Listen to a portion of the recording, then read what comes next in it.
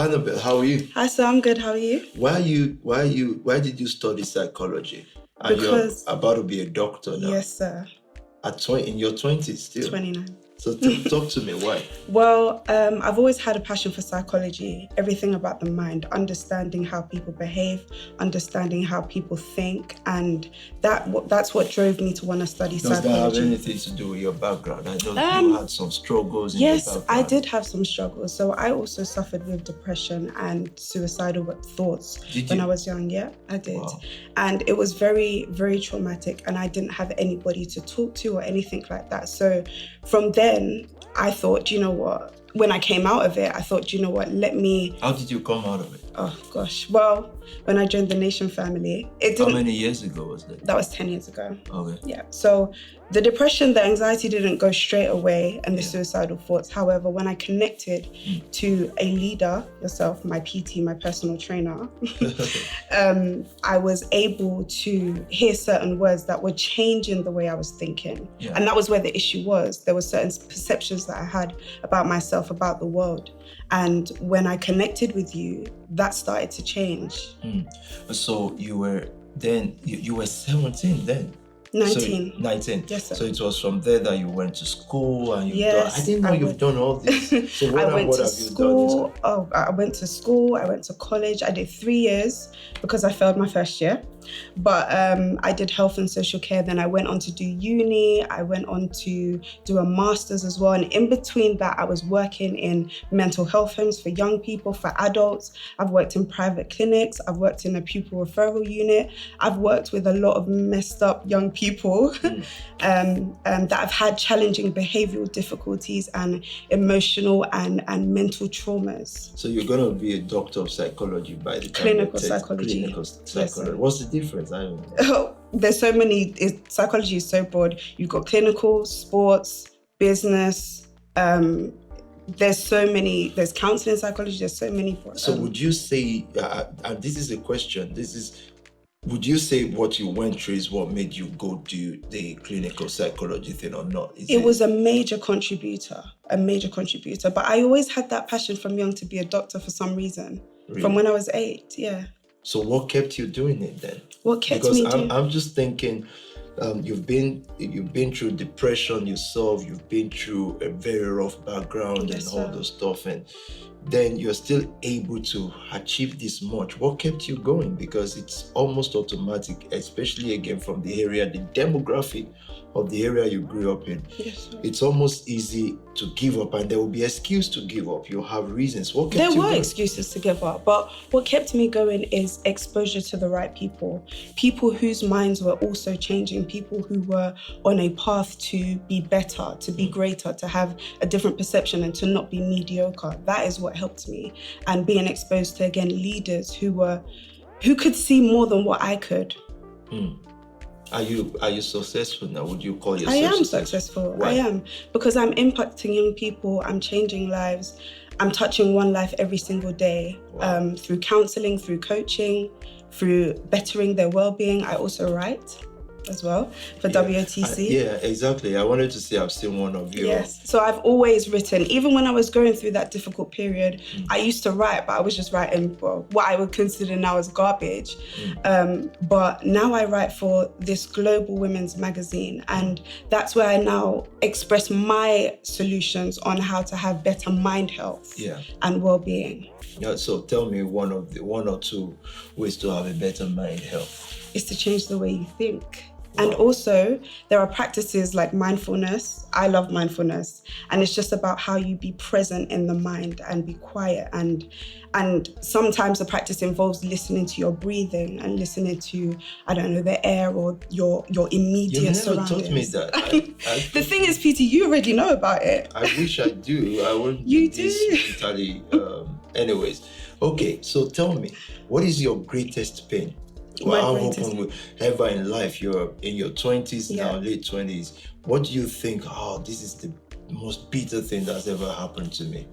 I think it was when I was in a relationship and it was a very long-term relationship. And I thought that relationship was going to be me for the rest of my life. You know, I had a plan. I thought that I was going to be married, and then it just didn't happen. Okay. So the plan changed. Okay. That's your greatest pain so far. So what's your greatest breakthrough? What makes you My happy the greatest most? breakthrough is that I've attained a resilient mind, mental stability, and I've been able to impact others through that. Wow. Now that's very strong. It's difficult being a woman in today's age and having a stable mind. That is difficult. Well, why is that? What makes that difficult? I thought it was difficult in those days to be a woman because women can't vote, women are not A major supposed to. contribution is social media. Right. Social media, the social pressures have gone up like off the roof, and there's a pressure to look a certain way, to be a certain way, to have a certain shape, to have a certain face that is like what we see on social media. The influencers of today, they're the ones that are leading many of the young girls of today. Yeah. And so that's what they look at, and then they want to be that. Yeah.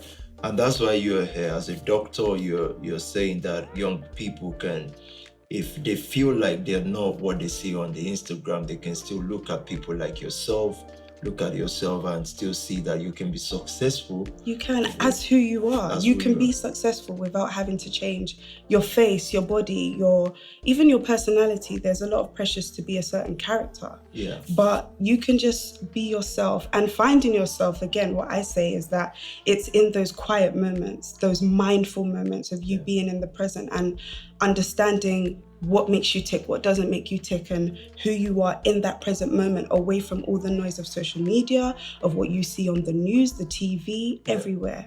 Yeah. So let's say Dr. Hannibal in 3 years' time, what would that be? What would that look like?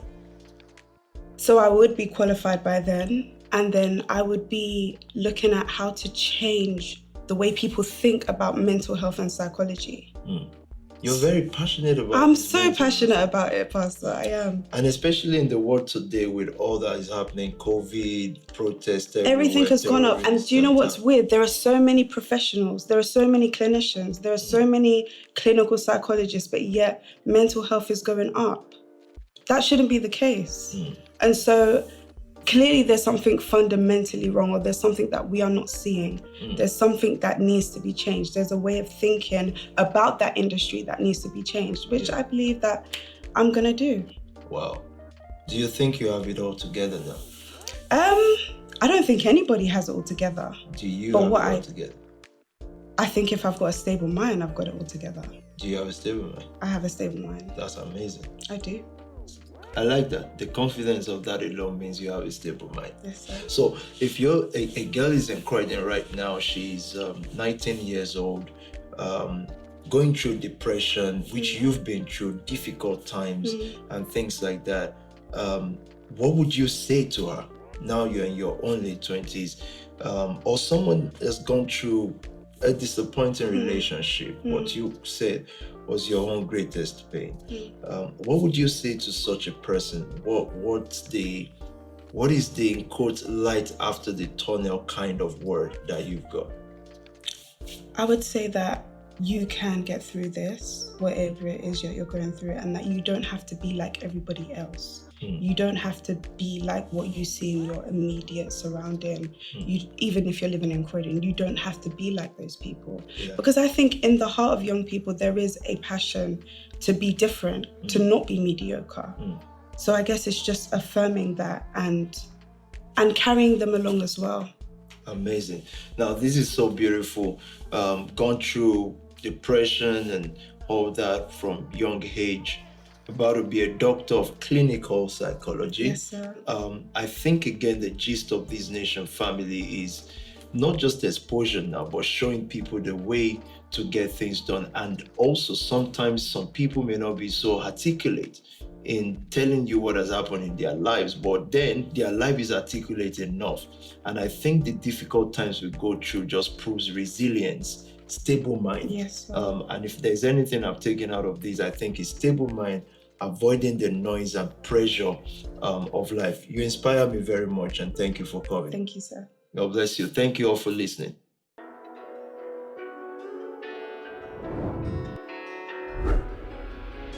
Tout en m'étant m'a dit